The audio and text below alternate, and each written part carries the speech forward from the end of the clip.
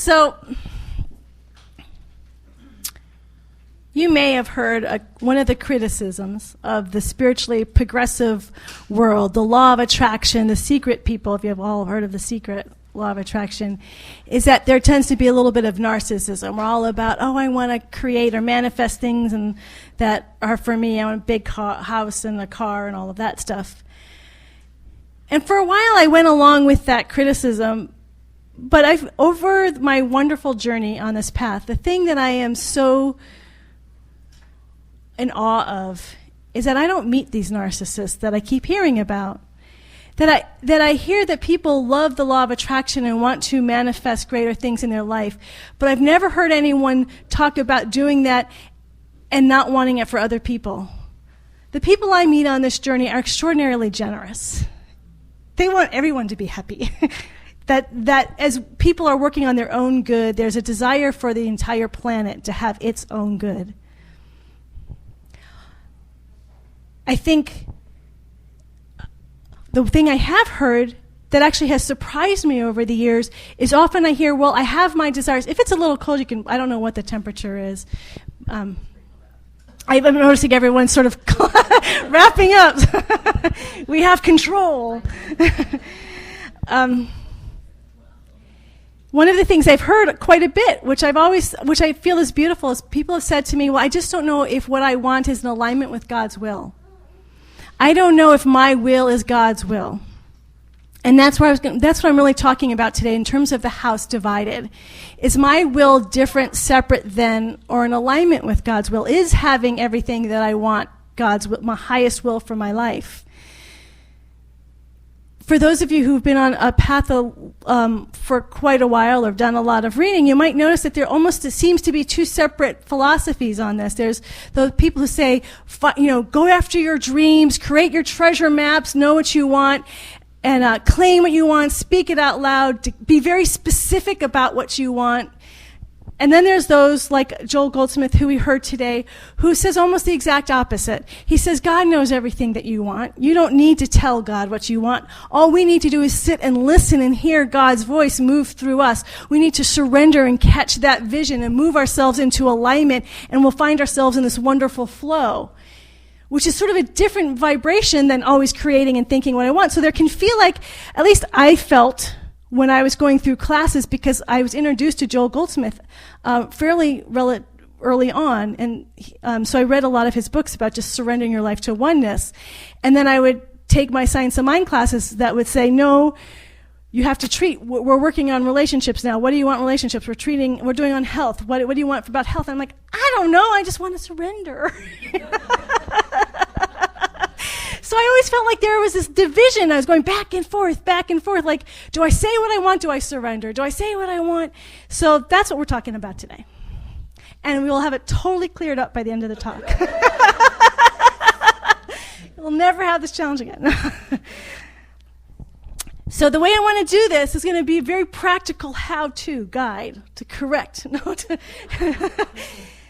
And the way we're going to do is we're going to start by just taking God out of the whole picture. Let's just take God, or even our spiritual desires. Let's just take it out. Let's just unclutter that part of it for a while. And I think we'll just take that out. So you have your first assignment is going to take a piece of paper. A lot of my assignments require writing. I'm sorry about that. You can do it into it. Or talk to a friend. I usually start with writing, but if you do better, go out to lunch and talk with your friends.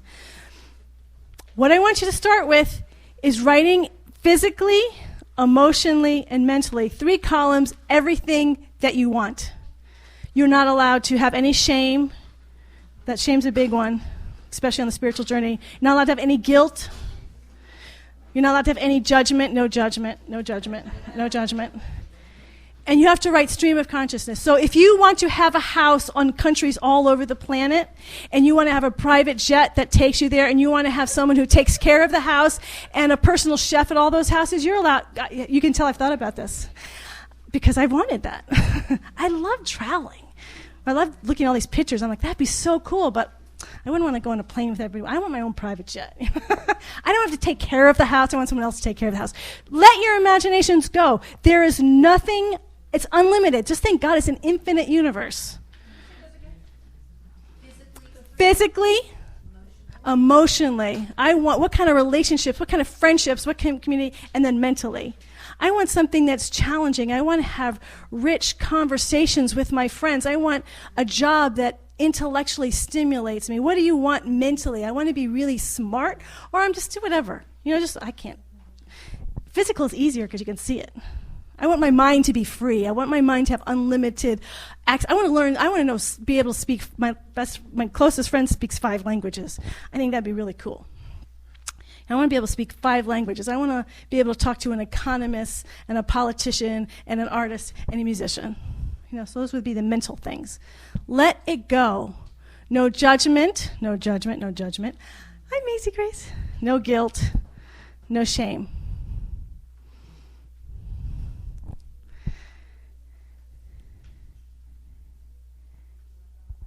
I heard this on Lake Wobegon days, Garrison Keillor, and I thought he was kidding because, it's a humor show, but it turned out it's actually true.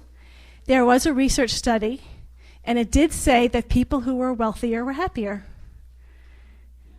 They reported much greater sense of happiness. And I say that because I think, I'm just trying to move us out of the judgment phase, because I think a lot of the spiritual path we have, we get to money and we're like, eh, and money isn't values. We mix those two things up. So if you have a lot of money and you're hurt people to get lots of money, then that's a value problem. But you can make a lot of money not having hurt someone and be perfectly happy. I've shared this before because it had such an impact on me. Harrison Ford. The guy probably has a lot of money. He's done Indiana Jones franchise, the Star Wars franchise, Tom Clancy franchise, and I saw them, I think I've shared it before, he was on an interview with somebody, and he was complaining about his lack of privacy. Everywhere he goes, people are taking pictures, paparazzi, and the interviewer said, well, would you be willing to give a little bit of your money up for more privacy? And he said, no. And I thought, man, this guy has millions of dollars. He won't even get $1 million up, not even $1 little $1 million up to have more privacy. He really equates money with joy. So here's the question, do you feel any judgment about him for that? Because we're very clear that he didn't hurt anyone to get that money. Because and I'm using that as an example because to notice if we have any judgment, often we project it onto God, that God then has judgment. But if we recognize he's just having lots of money, for whatever reason, do I think he's a greater thespian than other people who are poor, great actors who are often don't have a lot of money? No, I think for reasons that we can't explain, he just was in the right place, right time, right look, right whatever, and had all this, he's living in this very prosperous world. God bless him, and he loves it, and he's having a great time. No judgment. So like I say, I want that to be out there. I have 2 friends who had the value of, actually, the man had the value, he had 2 values. He wanted to really create a wealthy life of security for his 4 kids. And his wife had that too, but he had his own personal value. I want to have enough money so I don't have to do things I don't want to do. He was very clear. And so he leads a life where he works really, really hard, long hours. His kids never have to worry about money, but he never does what he doesn't want to do either. So he pays, you can say he's paying a price, but it was a choice. See, that's the difference. He chose that. There's something he wants to do. And the kids, we can say, well, they just grew up spoiled. They don't ever have to worry about money. I'm giving all these examples because I think there's these little judgments that come into our head when we're looking about what we really want. Those kids, because he had money, he was able to send them on programs all around the world. They stayed in third world countries, stayed in families in third world countries. They came back. One of them just started college and realized, these grocery stores get rid of a lot of food when they don't sell it. So he rides his bike early Saturday morning when they would get rid of the food. College kid, Friday night out, up first thing Saturday morning on his bicycle, and then he got his friends involved, grabs the food, rides the bicycle to the homeless shelters, and gives all the food to the homeless shelters. Did having a family, coming from a family with lots of money, make him into a selfish kid? No. He's turned it around. So I want us to really separate having things with values. Go through your list, and it's fun. What do you really want? What do you want? If you know that you can still be a good person, no judgments, no guilt. What do I want? Physically, emotionally, mentally. Let yourself go. And that really turns out to be the easy part. But you have to do it. You can't skip over it. Because you get to see it. Like, I really loved playing around with I want houses and all over the world in my own private jet. You know, it was kind of fun playing with it. But the reason why treasure maps never worked for me, treasure maps, for those of you who don't know, it's like when you cut out in magazine things of what you really want, and you put them on a board, and you hold the visual, and you're creating a map of the things you want. What I discovered for myself is that it'd be fun, but I didn't know if I really wanted them. So the first question is, what do I want? And all four of the crack. Then I want you to go back and say, okay, now what do I really want? And this is how you decide, how you know what you really want.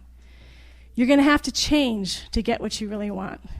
You're going to have to change some serious things inside of yourself. You're going to have to do some really difficult work, probably, to become another person. If it's a big change, you're going to have to do some real work on yourself. You're going to probably need to get some sort of support, whether it's from a therapist, whether it's from a coach, or from a practitioner. In our teaching, we have something called practitioners, a mentor, because what I find, having also been on this journey for a long time, is people want change, but we also are adults and we already have incredibly full lives. Yeah, I would like to have that, but in order to make this deep change in my life, I have to focus on it, and I got all these other things I got to do. And so I start on it, but then I got to do this, I got to do this. Oh, I'm going to do that. A mentor, a coach, a therapist, whoever is going to keep us on track. We need to have someone helping us because there's so much coming at us. Everything's pulling from us. Attention, I need this, I need this. That to actually do serious change in your life takes work. It takes time, and it takes attention. And when you have everything else pulling at you, it's really hard to do. And so for me, when I started going through that list of all the lists that I went through, and each of in the physical, mental, and emotional, what do I really want? What am I really willing to spend? And sometimes it's pain. I remember years ago, there was some emotional issue that was really bothering me, and it was really painful. And I'm like, I'm done with this. I am so done with this. So I made a commitment to see my practitioner once a week for 6 months. And I'm like, I am not going to stop going to these sessions until this issue is dealt with. And it turned out it didn't take the full 6 months, but I was committed. I was going to do what it took. I was intense. That's very different than saying, I may want this, or I might work on it. I mean, that's what I'm saying. That you're willing to say, I am willing to invest money in it. Going to a coach or a therapist or a practitioner costs money.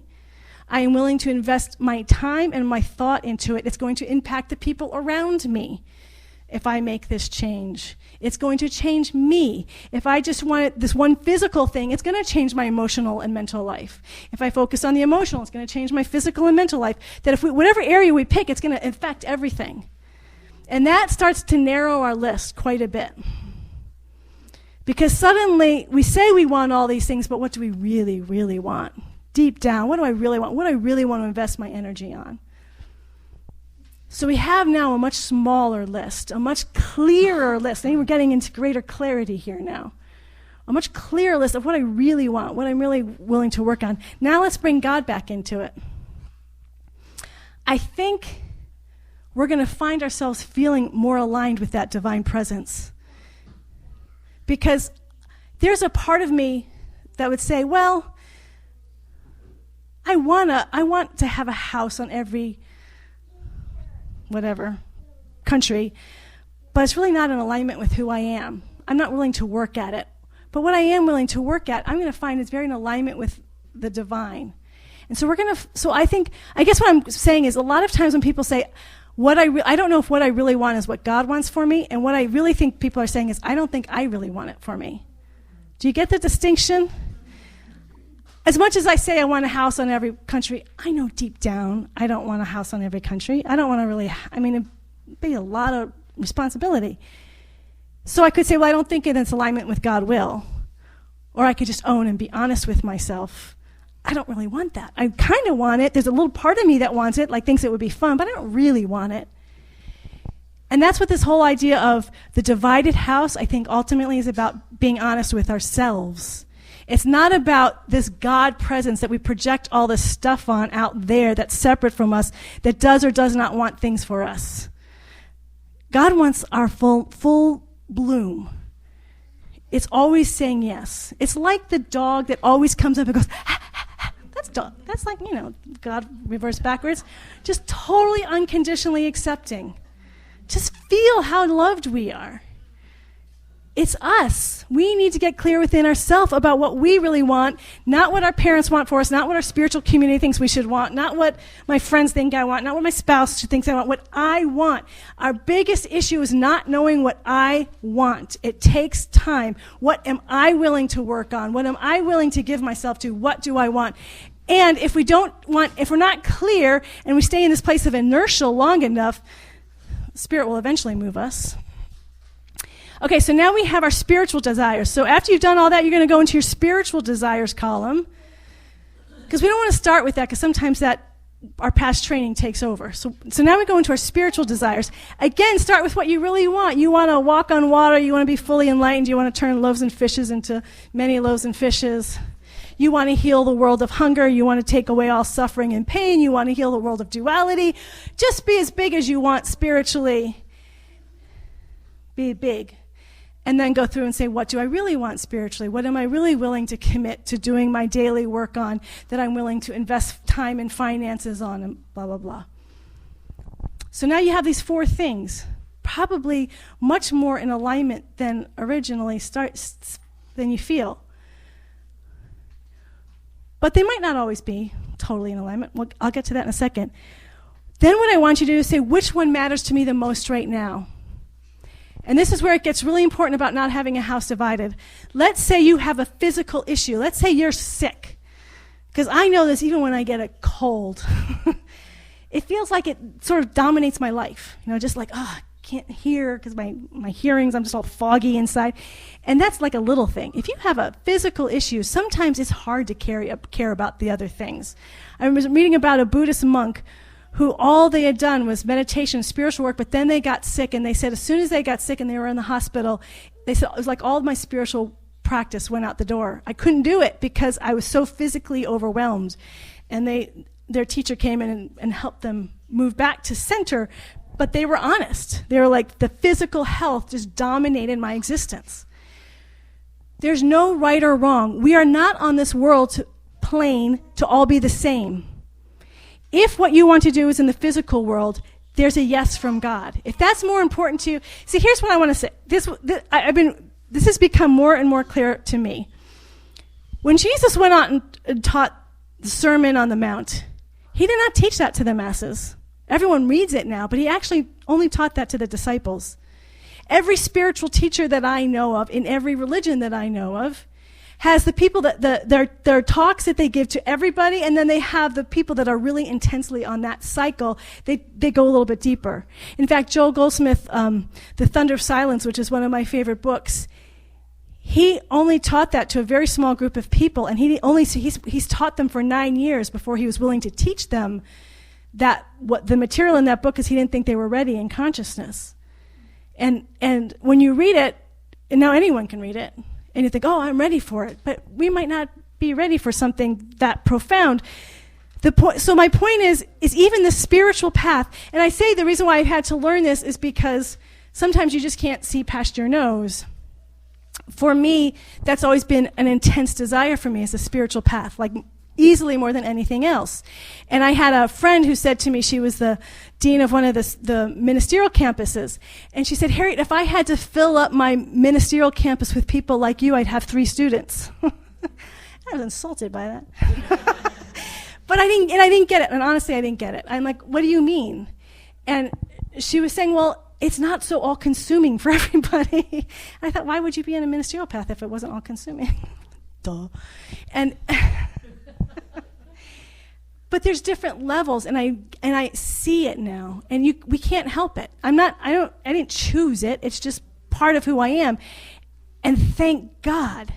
If you have a calling to be an accountant, a teacher, a therapist, a coach, a practitioner, an artist, a musician, an athlete, this world is incredibly diverse, and there's an incredible amount of degrees in all of it, and everyone is different. And so if let's just, I love sports because they're so obvious. Let's say and Julian's into sports. He's really into sports. It'd be like me saying, no, God doesn't want you to do that. God wants you to love God all day long and all night long, because that's more important. And that's clearly God loves me more than you, because I'm spiritual and you want to be an athlete. Do we see how stupid that is? Because here's why the house divided is we think the spiritual path is separate than the mental path, the emotional path, and the physical, and it's not. If you give yourself completely to your physical being, if you give yourself completely to your emotional being, God's right there. God's in the midst of whatever you give yourself to. It's not any more over on the spiritual path than it is wherever else you are working on. It's right there. There's no division. There's no separation. God is in all of it and saying yes to all of it. It is never saying no to us, other than if we're going to, if I've declared something and I'm out of alignment with it, because it loves us, it's going to bring us, if my thing is I really want to heal something emotionally, if I really want to create something in my emotional life, a relationship, and I'm moving away from it, Spirit might say no at that point, but not because it's saying no to me having the relationship of my dreams. It's just saying that's not going to support you in having the relationship of my dreams. Let me pull you. You've gotten distracted. Let me pull you back. It's not saying no that you can't have the relationship of your dreams. It's helping you create your dream, but you have to be clear that that's what you really want, that you're willing to die to certain attachments. Every visioning process we ask, which is when we're asking what's God's vision for our life, we ask, what's my greatest area of growth and what's my greatest area of release? That there is no question in any one of these areas, physically, emotionally, mentally, we're going to have to release. We're going to have to let go. We're going to have to change. And that's all spiritual work. I love Jack's song that he was singing today. He was trying to do it alone, but then whatever he's doing, and for him it's music, God's right there. God's playing the music with, through, and as him. He's creating with God. That's the essence of what I heard from your song, and now we're one. I'm not trying to write music on my own or play music. I'm allowing the oneness to pour and move through and as me. That's heavenly work. We are all completely unconditionally accepted. There is nothing that you could ever possibly want that is less than, that is not enough, that is being said no to. If you want lots of money and you genuinely want it and you give yourself to it, God was there.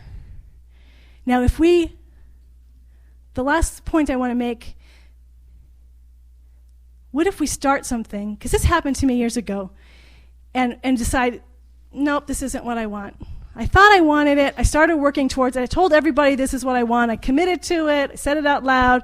And everyone, you all know the stories, when I went to acting school, based on no acting experience whatsoever. But I told everybody I was going to do it. And I'm doing my affirmations. I moved across country. I told my family, told my friends. I knew before I ever heard the voice that said no. I knew, but I couldn't hear it. I didn't want to see it. This is the part of being honest. I knew I didn't want to do it. But I had invested so much public stuff in it that I didn't want to admit it to myself, because I knew what the consequences were going to be. I was going to be embarrassed. I was going to feel stupid. So I chose not to see it. See, I think a lot of times we don't say what we really want because there might be some embarrassment, there might be some pain in actually being honest with ourselves. But then I got the voice of God, no! And that gave me validation to look stupid in front of everybody. But that's the point. I am so grateful I did it, because now I know. I don't have this constant lingering, well, what if I had gone to acting school? What if I had become an actor? Because I know there's no failure, ever. There's this big, long journey that we are on, and we are here to evolve. And I wrote a blog about it because it really sticks with me. When I was talking about when I was in Grand Junction, there was these beautiful formations. The biggest mesa in the world is in Grand Junction, Colorado. And I remember staring at it and thinking, it wasn't just thousands, it was millions of years it took to develop that. That spirit actually isn't in this great big rush that all of us are in, and thinking we should need to manifest I need to demonstrate. I need to walk on water tomorrow, or I'm not enough spiritually. I have to multiply the loaves and the wishes. Spirit is in no hurry. Millions of years to create this extraordinary beauty of this planet. Millions of years. We can move slowly. If I decide something, I was just showing Julian, there was a thing about all these people who failed at things. And the last one that was Abraham Lincoln. I think we've all heard. His wife, I can't remember it. He had a nervous breakdown. He lost 8 elections. He had 2 failed businesses. I mean, it was like one failure after another. But he knew what he really wanted. And that's the thing. If you know you really want it, there's nothing that's going to stop you from fulfilling it ever. This presence has all the time in the world. All the time in the world. There's no hurry. Just keep saying yes to yourself. Know who you are. And that's ultimately what this entire talk is about. A house divided is not about not doing God's will. That is not real, and that is not true, ever. A house divided is when we are divided with our own thoughts and minds. Do I really want that? We put it on God. It's not about God, it's about us. Be honest with yourself. If you're noticing a house divided, like for Abraham Lincoln, he could say 8 elections. That means that's God telling me I'm not supposed to be in an elected office. Macy Grace, you want to come up front? It doesn't mean I'm not supposed to be in an elected office. But today I'm thinking as people on the spiritual path, oh, that's God telling me I'm not supposed to be in an elected office. But he knew in his heart what he wanted. He knew for himself, and that's the greatest gift that we can have, is to know for ourselves, to stand in our own strength and say, I don't care if I fail. I know that I really, really want this. So our biggest reason about a house divided is we don't know what we really, really want. And when we really, really are honest about what we want, physically, emotionally, mentally, and spiritually, we're set free, and we will never have any struggles ever again. No, it's actually because we know, the reason why sometimes we don't claim, and I'll end it with this, the reason why we don't claim what we really want is because we know we're going to have to change. So we'd rather not make a decision. I'd rather not say what I want, because as long as I keep from saying what I really want, I don't have to change. Claim what you want. Be honest with yourself. You're going to have to change. It will be hard. But if you know that you know that you know, you will totally know you're in integrity with your divine self. You will not be a house divided. So that's my invitation, is that none of us, we will have our challenges, we will grow, but we won't be a house divided about it. We'll be in alignment with ourselves, and we're going to pray. Thank you, Amazing Grace. Keep me on point. Time to pray.